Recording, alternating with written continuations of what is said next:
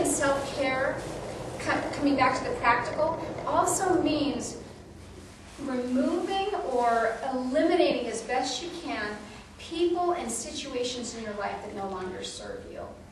That is really scary and really hard.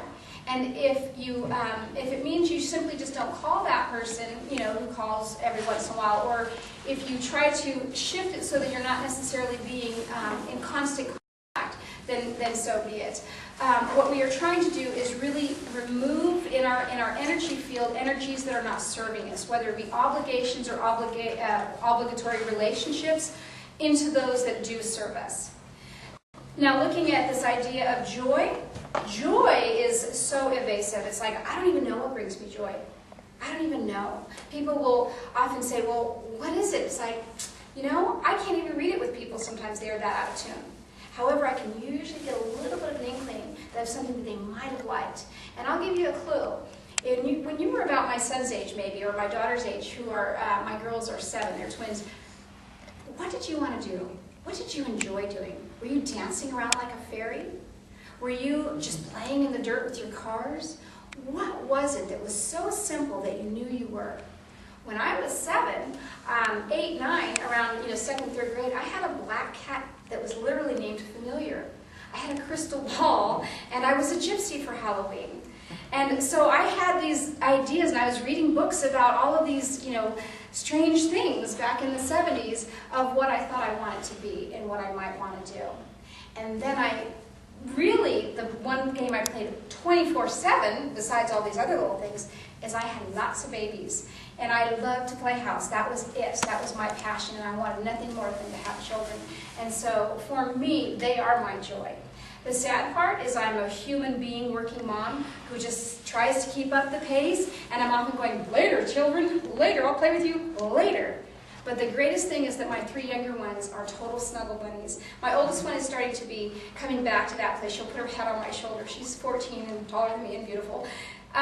But letting them just love me at the end of the day, that's how I get filled up. Letting them hug me, hold me, and being in their presence, that's what brings me joy. For many people, it's their pets. Okay? So to find joy, it doesn't have to mean doing something. It can allow the innocence of children or pets to be in your presence and really being present with them. Being in their presence is huge. Being present with them, you get even more out of it. So it could be walking your dog. It could be walking in nature.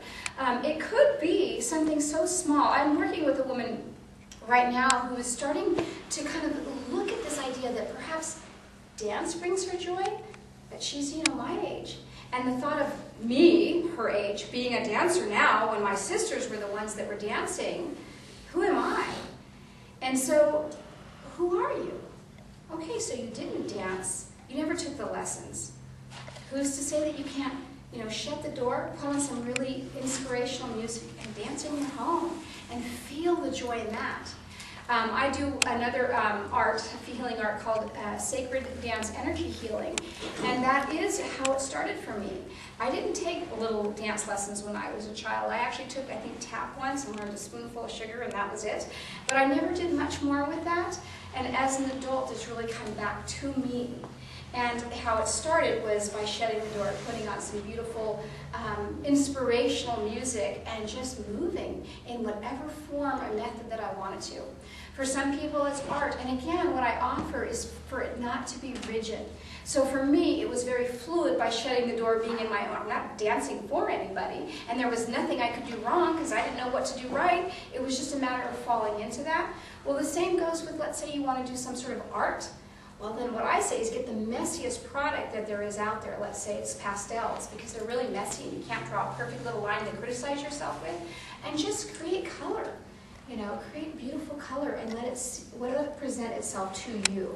So again, you're not getting caught up in the form or the rigidity of what it should look like, and really enjoying it for what it is. So by starting to play with, this isn't a should, I don't like working with shoulds because we do that to ourselves already, but this idea of playing with anything that perhaps might bring you joy, that perhaps might be fun. Maybe you take a class, and that's what I did a couple of years ago. I took a class in pastels. I actually have a minor, my degree is in design and my minor is in art, but I never really got to play with some pastels, and so through the local adult ed, I took a class on pastels and bought a little set, and I played with them. I like to do a lot of things like beadwork, etc., things that are fun. However, sometimes I can get very critical. I start playing with beadwork, and suddenly I'm going, I should sell this, I should make something of this, this should become something for someone. Okay? This is why I also don't like knitting. I love knitting, but I don't recommend it to people because it can be very rigid and very linear. You know, as you're knitting, you've got a pattern that you're sticking with, and it engages the mind. I'm asking you to allow a little bit more freedom, a little more fluidity. So if you're going to knit, get the great big needles, get some really yummy, thick, wild-looking yarn, and make a scarf that you don't have to think about a special pattern with, and then give it to Grandma.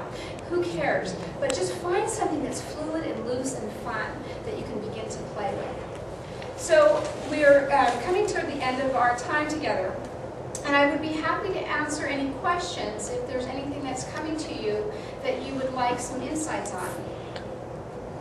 I'd like to know where you do your classes, your monthly meetings. I actually work up in Auburn, and many of the people come to my classes from all different places. I do teach people how to access their own Akashic records. I've had people come from as far as Nevada, Texas, you know, Morgan Hill to come to my classes. They're usually 2-day workshops. Occasionally, in fact, in January will be the next class. My mom and I teach at East West Books, and we'll do a 5-hour workshop on that, an intuitive skills workshop. It's a basic class. I think it's noon to 5. When are you doing that one? I think it's January. I know it's January of next year. I think it's the 24th. With East West Books, they're so busy that we have to book, you know, right, far in advance. So we did it last January, again in July. So about every 6 months we'll do it there. We often do them out of my office, and those are weekly. And I haven't set any dates for those in this year yet. And part of it is trying to find an evening that she and I are both free. It's a little tricky, but and consecutive, you know, evenings. But we usually do 4-week sessions, and I'm looking at possibly doing them again. But it's really great. Oh, the other thing that I do, if you want to go to my booth, sign up if you're interested in my mailing list. What I do is I send people information, and I send them, you know, about, let's say, if you're on my mailing list, I have likely sent you information about who's going to be here for one, and free passes to get here. But the other is I also do a newsletter, and I don't do it on any, I'm trying to not should myself, so I send it out as I get information. And so the newsletter will contain things like what's going on and how to get through this. The last article I wrote was actually published in the Balanced Life magazine, and it's called Trusting Our Choices. And that's, again, really tuning into what you know and making choices based from a heart place versus a should place. I actually don't remember what I wrote, but it's on my website.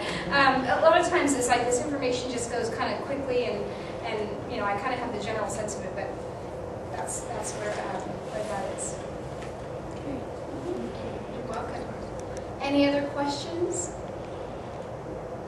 Well, I hope you learn, at least for the week ahead, to do